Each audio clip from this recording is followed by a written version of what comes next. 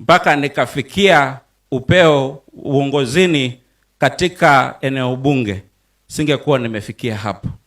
Nakumbuka mwalimu wangu wa Kiswahili, Mwalimu Shisanya, ambaye alikuwa anatoka hapa. Ndio maana naweza zungumza Kiswahili sanifu. Namkumbuka Mwalimu Matiho, Mwalimu Nakwekwe, Mwalimu Sumbatiti. Kama wangenifunza kemia, mimi singekuwa nafahamu masuala ya kisayansi. Jameni, nyenye walimu ni watu speciali. Jameni, ninawapenda. Na pia vile vile niseme, jinsi mnavyojua, kando na hapa Malava na Lugari, lile eneo bunge ambalo liko na watu wa jamii ya Wakabras wengi sana ni hapa Shinyalu, ambapo wamenipatia nafasi ya kuwaongoza. Pale Kambiri, pale Bulovi, pale Magale, pale Ngolomosio ni watu wa jamii ya Wakabras. Jameni, nyinyi ni watu wazuri. Mimi kando na kusema asanteni kwa walimu, pia nimekuja kushiriki jambo na wazo ambalo linatuhusu sisi wote, kwa sababu tumefika wakati adimu ambao lazima tuende mbele tukijua ni safari ama ni njia gani ambayo tunafaa kuitembea kuhakikisha watu wa Malava wanapata kiongozi ambaye ako na tajriba, kiongozi ambaye ako na uwezo wa kuendeleza mipango ya maendeleo na serikalini kama jinsi mwenda zake rafiki yangu Mheshimiwa Malulu Injendi alivyokuwa akifanya. Jameni, watu wa jamii ya Wakabras, mnajua wakati wa uchaguzi mwaka wa 2022, mimi na mbunge wenu mwenda zake Mheshimiwa Malulu tulisimama kidete na tukasema tutaiunga serikali ya Mheshimiwa Rais William Ruto, ambayo pia Mheshimiwa PCS Musalia Mudavadi yako ndani, na tukasema sisi tunaunga serikali mkono kwa sababu ya maendeleo. Na nyinyi mkatusikiza, mkamchagua Mheshimiwa Malulu Injendi kwa chama cha ANC. Nami pale Shinyalu nikachaguliwa pia kwa chama cha ANC, ambacho kilikuwa kinaongozwa na Mheshimiwa Musalia Mudavadi, ambaye wakaja wakaungana pamoja na Mheshimiwa Rais William Ruto kwa ajili ya kumaliza siasa za ukabila na migawanyo hapa nchini. Sasa chama chetu cha ANC na UDA tuko pamoja, tuko chama moja, sera yetu ni moja, barabara yetu ni moja, na hiyo barabara ni maendeleo kwa wananchi wa Kenya. Watu wangu wa Malava, baada ya mwenda zake Malulu Injendi kuondoka, mimi nikabaki peke yangu kama mbunge wa UDA kutoka hapa Kakamega. Jameni, nimekuja kumuomba kama mwana wenu, mniunge mkono ule wakati utakapofika. Jameni, msiniache mbemoterwa, muhonye nyole wa shianje khorola Malavano wako chenda na yemu serikali khumulerere bindu, khumulerere maendeleo, kukhonyesha Malava shikole shiri shizikhomberi. Mulahonya murio mwana bandu banje. Nikimaliza tu nihitimishe nikiwakumbusha, kwa sababu najua nyinyi walimu ni weledi na wastadi wa lugha ya Kiswahili.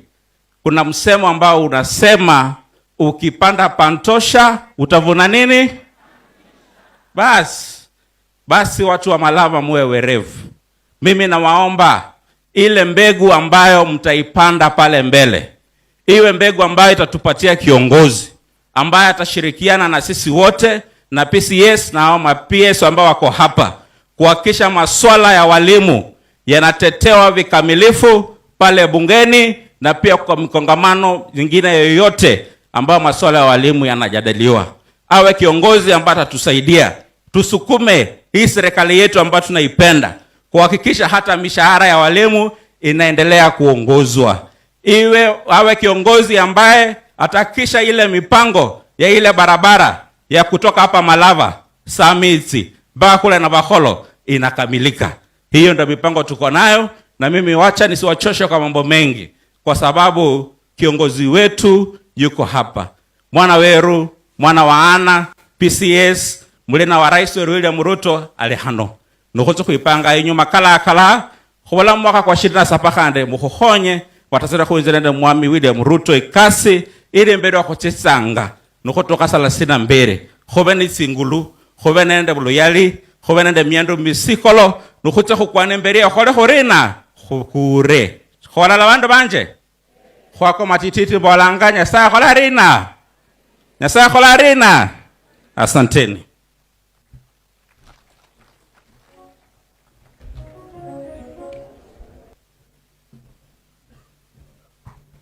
Mheshimiwa Dagala.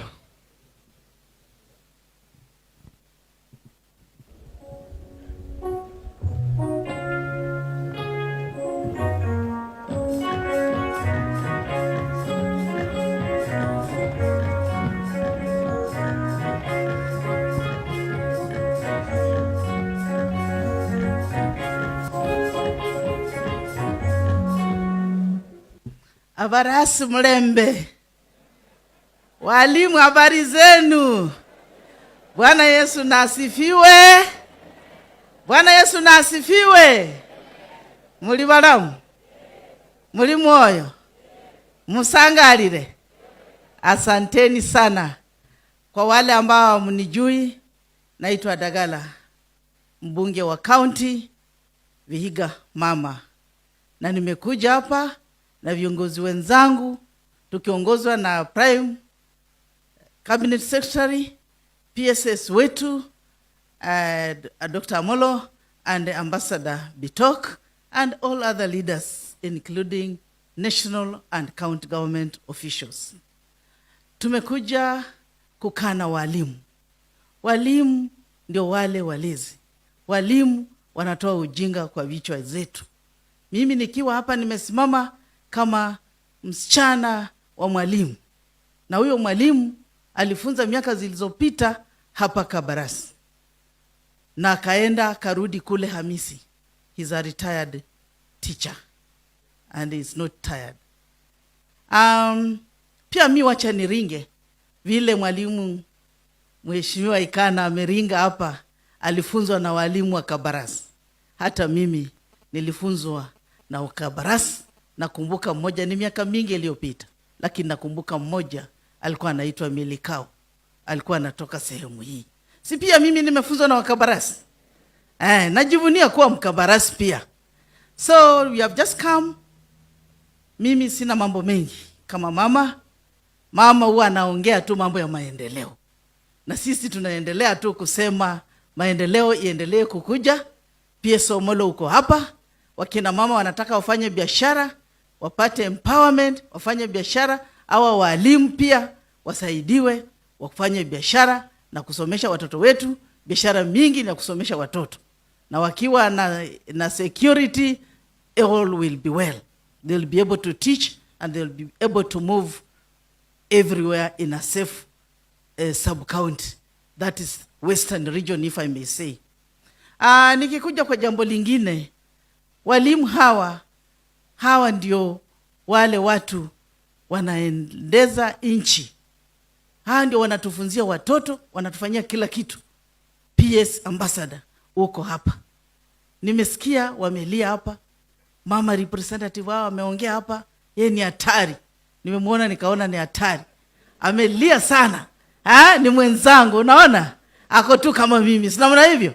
Nani kama mama? Amelia sana Ambassador. Yes, tunasema kidogo kidogo jaza kibaba. Na lakini vile walimu wanalia. Mimi kama msichana ya mwalimu, na babangu alikuwa tu P4, na tulikuwa high school watu 4 atego. I don't know even how he managed. Walimu, ama aje walimu? Sisi tutaongezwa. Ruto oye. Mama mwingine amesema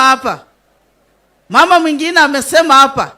Tena ameumbwa akaumbika kama mimi. Amesema yeye ni KBB, walimu wa Malava. Nyinyi ni KBB? Walimu wa Malava, mnataka muendelee kukaa kwa serikali ama mnataka mchague mtu mwenye atawapeleka huko kwa kibanda analilia huko na maendeleo ikiendelea? Mnataka maendeleo? Mna promise mtatupatia kiongozi wa serikali.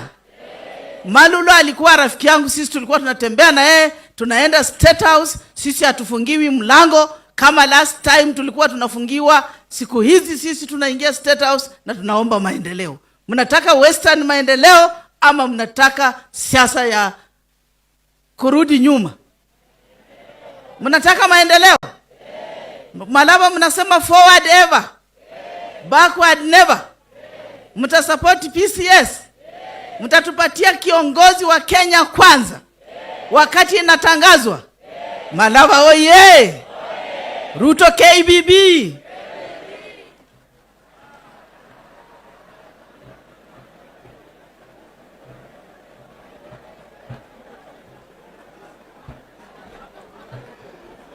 Haya, hebu tusalimiane kwa hewa hivi.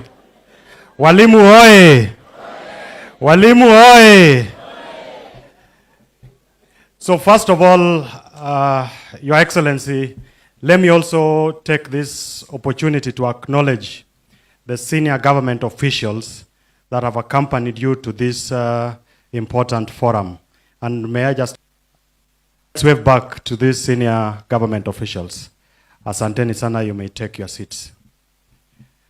Your Excellency, today I'm a very proud individual that in a long time we get an opportunity to have an engagement and conversation with the teachers of this great nation. And just like everybody has said, the teachers do a lot of hard work.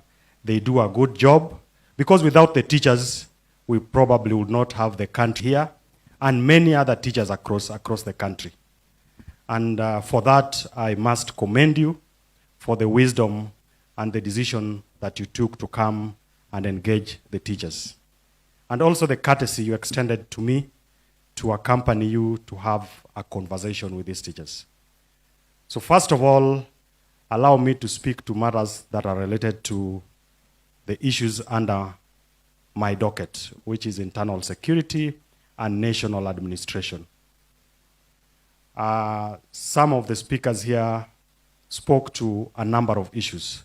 One of them is the challenge of insecurity, not just in Malava, but in the broader county of Kakamega, and by extension, I would say Western region. As a country, we have fairly had a very secure nation. And this is largely courtesy of his initiatives to try and address the gap that was there in the security sector. And we continue to institute and undertake a number of security reforms. There is a challenge within the police service in terms of movement and mobility. I know even in this particular sub-county, we only have one vehicle that is being shared across by our officers. I just want to give the commitment that in the next 2 weeks, we will get an extra vehicle as we work on the broader leasing program for the vehicles that is supposed to support our police officers. What is captured in the report by the sub-county or the county director of education is that in the education sector, there is only one case that has been reported as a sexual offense case. And the PS Bitok has spoken about the policy within the Ministry of Education. I'm looking forward to a day when we do not have any such cases. And even where there are cases, I would want to encourage and challenge the teachers to work closely with government officers as well as parents so that classroom or the school environment becomes an environment that is meant to nurture the next generation of citizens who are responsible, who have been given the best, so that our schools do not become a breeding ground for bringing up criminals or for exposing our children to acts that would endanger their progress. Number 3, again, looking at that report, and it speaks to the gap that exists in the student-teacher ratio. At the primary level, it's 1 to 34. At the JSS level, it is 1 to, I think, around 40. And then at the secondary level, it's 1 to 32. But universally, acceptable ratio should be 1 to 25. And when you think about it, that we are yet to achieve that universal ratio, despite the massive investment that President Ruto has put in place, it speaks to a big gap that has existed progressively over many years. 76,000 teachers hired in a record 2 years, another 20,000 by the end of this year, will help us bridge the gap and move towards achieving that universal coverage and access for our students. Because our education must be accessible, it must be affordable, and it also has to be quality education. We are addressing issues on quality, we are addressing issues on access, the same way we are also addressing issues on affordability. And the Ministry of Education, I was talking to the PS, has even heeded to that demand to make education affordable by reviewing the school fees going forward. And it's important that we applaud and appreciate the government. And I've listened to a lot of the issues that you have raised. And with your indulgence, Your Excellency, these are people who have gone to school. These are graduates. These are people who are meant to make a difference in this country. And at times, it's important that we take time to take stock of where we were as a country, where we are today, and where we are going tomorrow. I know there are concerns around the pay for the teachers.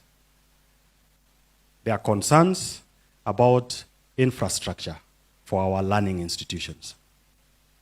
And there are concerns even on issues to do with healthcare. Now, what have we done to address some of these concerns?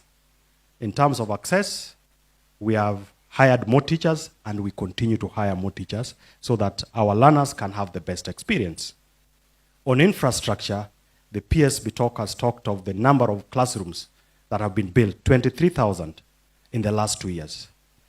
In this sub-county alone, in the last financial year, there was 87.5 million that the government released towards the development and improvement of some of this infrastructure. And we are not stopping there. And if you look at the education government, you have an administration that takes matters education seriously. And these are not just stories. These are things that if you look around, you can be able to see. They are demonstrable progress. And that is why when we are in a forum like this, it's an opportunity for us to speak to you and tell you what the government is doing on matters education. So that when you go back to the villages, when you go back to the homes, when you go back to the schools, you can be able to speak about what this administration is doing.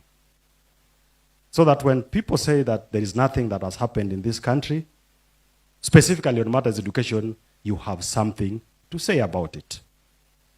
There are concerns about health, and for sure, we need to address the pain that the teachers are going through in terms of access to healthcare. I know there is an ongoing conversation with the teachers on behalf of the government that we give these officers the best healthcare. But as we do that, we cannot leave the rest of the country. And that is why we are implementing the universal health care. Who have pay slips, like you and myself.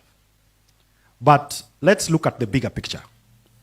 Before, only 5 million Kenyans were accessing healthcare through NHIF platform. And what it meant is that in each and every WhatsApp forum that you're invited to, you are being asked to contribute money to pay medical bills. What this administration point, we started the rollout of universal healthcare. And if we are being very honest to each other, you will agree that if there is any WhatsApp group that you've been added to contribute, more often than not, it will be about someone who has died who needs to be buried.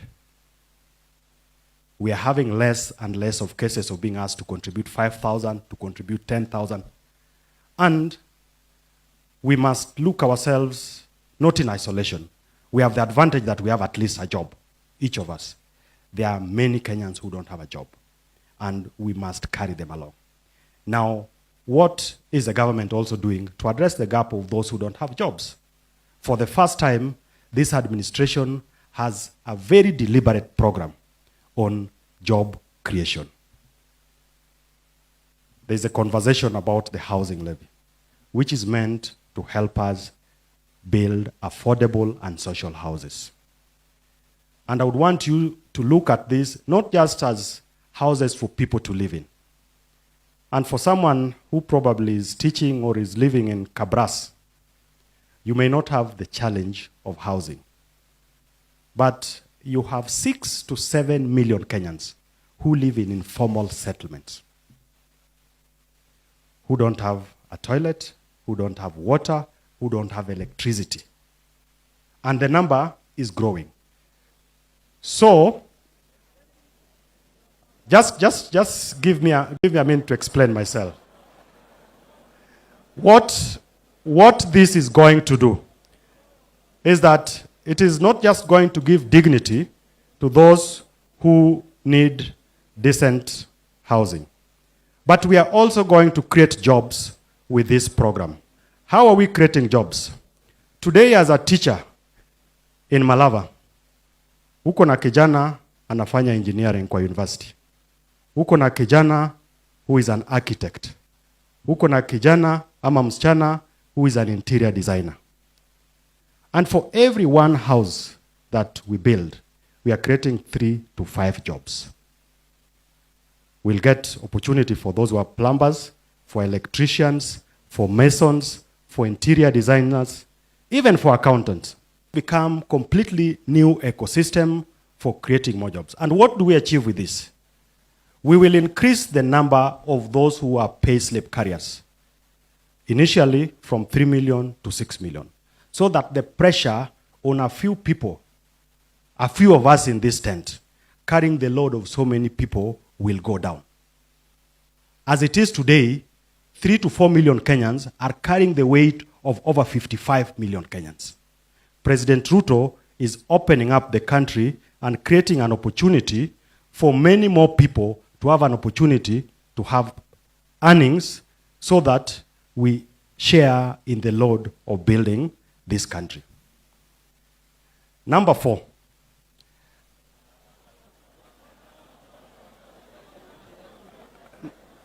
Just carry along with me as a professional, because now we are talking as professionals. Is that as we expand the space for education, as we look out for the welfare of the teachers, I know there is a CBA that has been signed, which is contentious, and you are raising very valid concerns, and we have the commitment from the Ministry of Education to look and relook at that CBA, so that the increments that you are focusing on, we can be able to see how do we get extra allocation to be able to have teachers earn decent pay. Because everyone deserves equal earning for equal work that is done. Lastly, as I finish, is that there are 3 divisions that we have given the regional commissioner the authority to operationalize this week in this sub-county. Then there are 3 locations that we have also given to be hired either as chiefs or sub-chiefs. And we also have 4 sub-locations. Just for record purposes, there are Cheroso, Shikutse locations, and then there's Bukakunga, Indukusia, Mukuyu, to try and the sub-county. And we are not just doing it here alone. We are doing it across the country. Because when we came in, there was a backlog of administrative units that had been gazetted but not operationalized. Our target is that by the end of this year, we would have operationalized all these administrative units, and then we make a consideration for deserving cases. Like in this particular constituency, I know there is need for us to create additional sub-county, just like in the entire region, for better representation and access to services by the people who work in government. As I take back my seat and welcome His Excellency to come and address us, I would want to request with all humility that we be upstanding so that His Excellency, the Prime Cabinet Secretary, can come and speak to us. Yes! Ewewe! Yes! Yes! Cheke! Watu wa Malava mapenda nini? Ruto tano tena. Watu wa Malava mataka nani? Ruto tano tena. Watu wa Malava masema nini? Ruto tano tena. Musalia Mudavadi wasema nini? Ruto tano tena. Musalia Mudavadi wasema nini? Kila mtu afanye hivi. Ruto tano tena. Musalia Mudavadi ne hako ndani. Ruto tano tena. Ewe Ruto tano tena. Ruto tano tena. Sisi tumekupali. Kakamega tumekupali. Atavika tumekupali. Wewe Ruto tano tena. 10 bila buraki wewe Ruto. 10 bila buraki wewe Ruto. Sawa hiyo wimbo. Thanks, well done. I'll come with a check. Okay.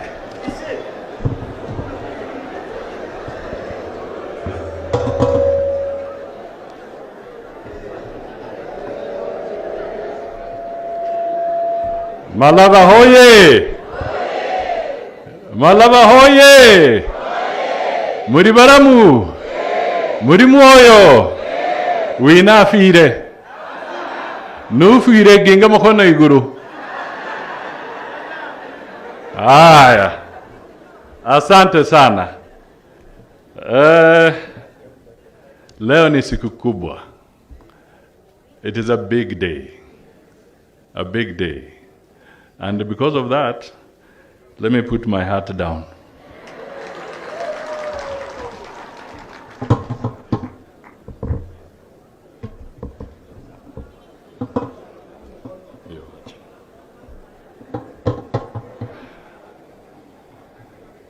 So, what have we come to do in Malava?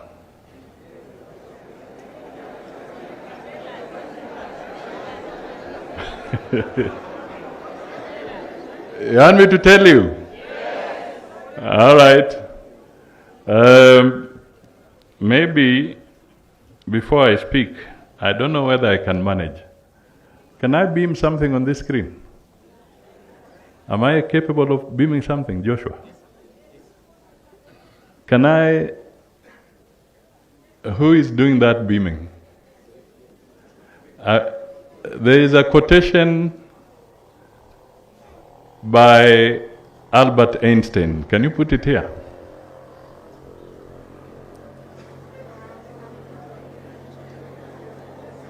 Albert Einstein. Can you beam it?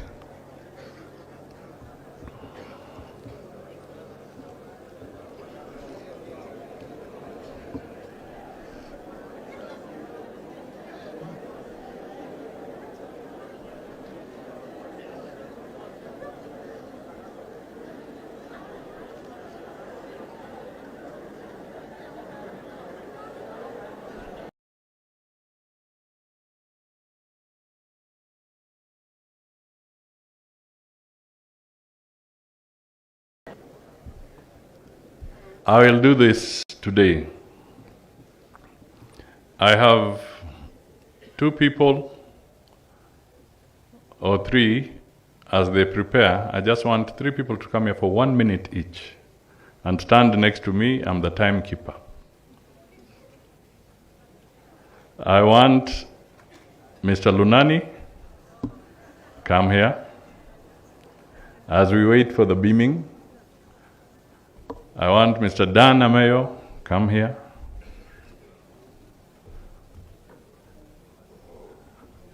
I want Mr. Nick Biketi, come here.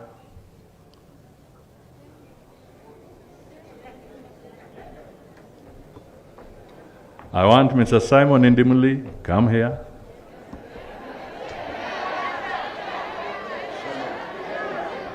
I want Madam Shamala, come here.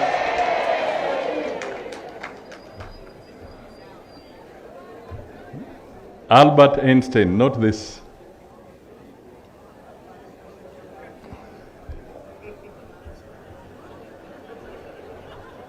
Enlarge it.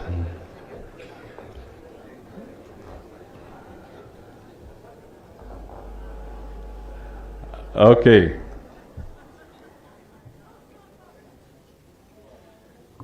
As I talk, I want you to continuously read that.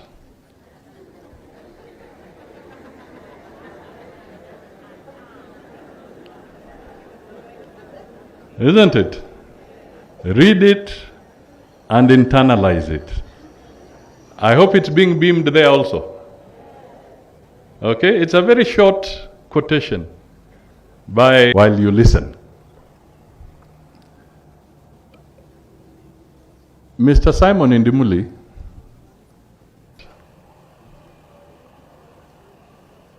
and Mr. Simon Indimuli is the Secretary and State Corporations in the entire Republic of Kenya.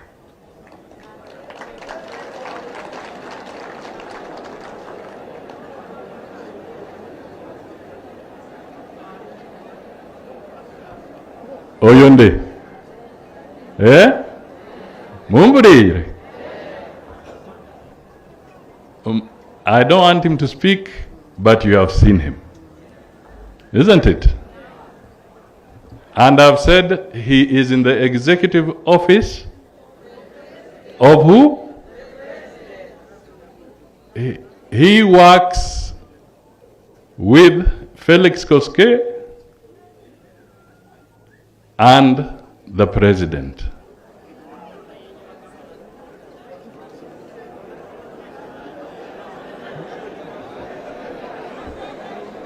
All right?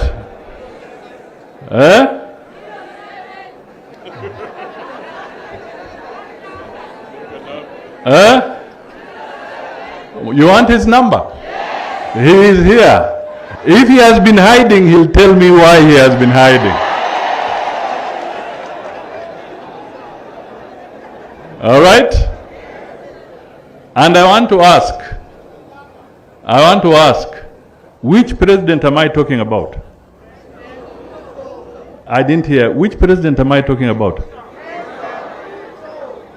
Aye. Thank you, Simon.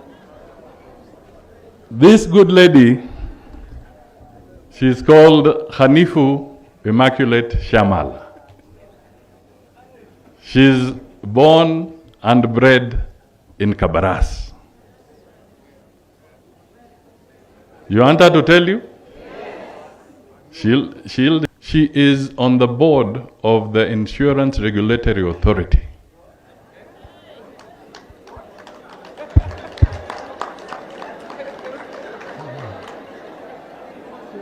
So, the people who will regulate these entities that Madam Wibroda was talking about, she sits on the board that regulates whether they are doing the right job or not doing the right job.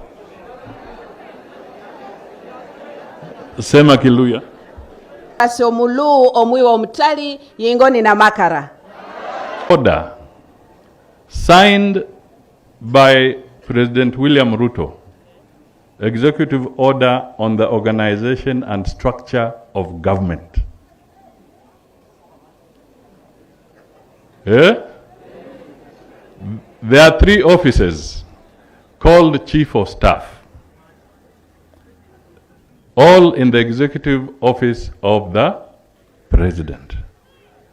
The first one, who is Chief of Staff at the top, is Felix Koskei. The second one, who is Chief of Staff, is Madam Wakogi, Chief of Staff in the office of the Deputy President.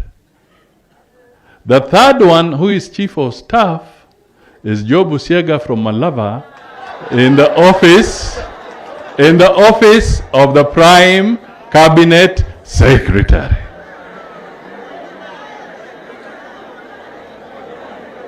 Murire. Simaroma numbasu nugubara. Aye. Thank you. I will not ask him to speak. All right. Aye. Now, this mzee, an elder, he's called Dan Ameo. Dan Ameo was also taught by people here, but he's born in Mumias, and he's a senior state counsel, and he's a legal advisor in my office.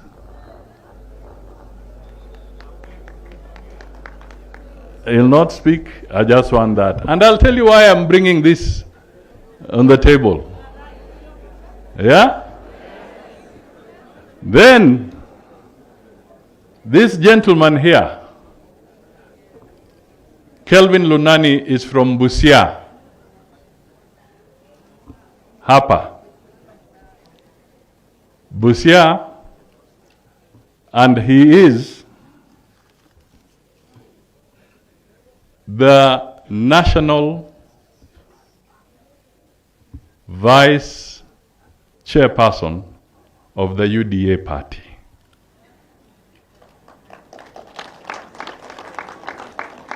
Wamuranganga Kelvin Lunani, Aturanga Ibutula. And prior to that, he was chairman of ANC. So when we merged, he is the national vice chairman of UDA party. Thank you. Haya. There's a young man, and deliberately I will not allow these ones to speak today, but I will allow this young man for a good reason. Nick Biketi is the Secretary Parliamentary Affairs in the State Department of Parliamentary Affairs in the office of the Prime Cabinet Secretary. He worked very closely with Malulu Injendi, and he works very closely with many parliamentarians. I want to give him exactly 1 minute or two, just to give the job description of a modern, dynamic, robust, effective member of parliament. What are the qualities? Thank you, Excellency, Sir, the Prime Cabinet Secretary. The PS is present. PS Daktari Ambassador Bitok, PS Daktari Raymond, the members of Parliament, the members of Ngao, members of the County Assembly, distinguished teachers, custodians of morality, the guides of the consciousness and aspirations of the community of Malaba. Mulembe, Mulembe Lundi, Mulembe Te, Mulembe Swa. Today, as the Prime Cabinet Secretary has said, I am Secretary Legislative and Parliamentary Affairs of the first in the Republic of Kenya. Because this state department was founded by His Excellency the President, and the intention was to ensure that we bridge the gap between the executive and parliament. You are learned people, teachers. And when I say a name, I want you to respond and say teacher, okay? Abraham Lincoln, Willis Monroe, Mahatma Gandhi, Mwalimu Julius Nyerere, Daniel Toroitich Arap Moi, Malulu Injendi. So I'm talking to very important people. Article 1 of the Constitution of Kenya, kindly I want to plead my case before the teachers as a lawyer, and I'm asking for the silence of the court, please. Article 1 of the Constitution of Kenya says that sovereignty of the Republic belongs to the people. Is that okay? Is that correct? And it says that that sovereignty shall only be exercised in accordance to the same Constitution. Is that true? It goes down under Article 1.3 and says that that sovereignty, that power, is delegated to 3 authorities. And Will Brother, you said you've read this Constitution and you know it. The Constitution says that power shall be delegated to 3 authorities. Number 1 is the presidency. Number 2 is the judiciary. And number 3, and most important, why we are here, is parliament. Distinguished teachers, since the time of multi-party in Western Kenya, we fought hard until the time of the demise of Masinde Muliro, 202 is it? Then you came to Michael Wamalwa. Then in 2016, you lost Shitanda. What I'm trying to say, can we get over the hangover of the opposition? In the 2010 jurisdiction, in the 2010 constitutional democracy, you had the PS say that education has the biggest budget of 702 billion. Where was it done? In Parliament. Is that not so? I am pleading with the people of Malava that the times we are in, it's important. And let us not continue with this whole thing of thinking siasa ni kama game ya Arsenal na Man U. Politics, like my sister Lucy said, is about your education from Western Kenya. I plead with you today that it is time we take the question of politics. Most is going to be responsible to move motions like Malulu Injendi did when he talked about the education policy as the vice chair. Also, coalition agreement. I was with Professor Kindiki. I was with CS Murkomen and Dana Meo. When we drafted the coalition agreement, we are asking this time, let us be clever like you've come many of you. PS amesema checks zinatoka, si ndio? Kwa sababu mmekuja si mmekuja wengi? Siasa pia ni hivyo. Wacha tutoke wengi ili kazi ya Musalia Mudavadi kwenda mbele huwe. All right. Thank you very much. Let me come back to this. Can you read it from where you are? I refuse to engage in an intellectual battle. Engage in an intellectual battle with an unarmed man.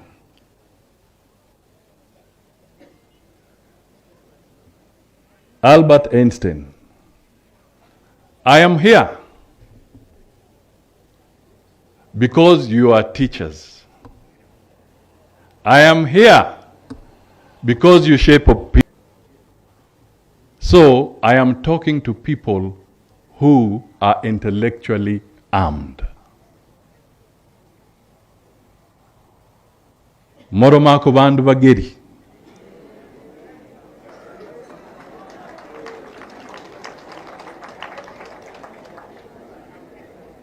Abandu bachesi.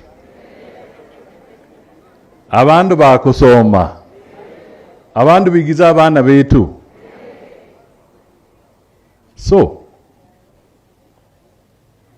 and I have said I have refused to engage those who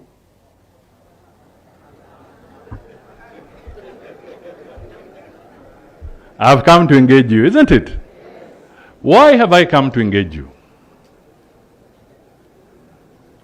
I have come to engage you because it is a moment of critical importance to the people of Malava, to the people of Kakamega, to the people of Western Part. It has an impact here and beyond. So when your teachers came to see me, the leadership of the teachers, we had a conversation. And they said, we are not alone. There are others behind us. And we want you to also to have an opportunity to talk to the ones who are not in this room, in my office. When I came in at Tande, I saw the Liverpool motto. We shall never walk. So the teacher leaders here told me they will not walk alone. I should come and engage with you. So I am here. Prior to that, I engaged your other leaders. I engaged your chairman of all our clans in Malava, about 100 of them. Very senior, dignified men and women, elders of society. I engaged with the MCAs elected and nominated to have a conversation on Malava. I went further and had a conversation with the administrators from every sub-location to that, an opportunity to have a conversation with a cross-section of your leaders, including Saidi here and others who came to Nairobi. I saw Tubei and Sikoria. They are all here. They are here. And I was consistent about one thing, that the leadership of Malava refused. And I told them, I have not requested you to come because I want to impose a leader on you. I have also come here to tell the 3,000 plus teachers, I have not come here to impose a leader on you.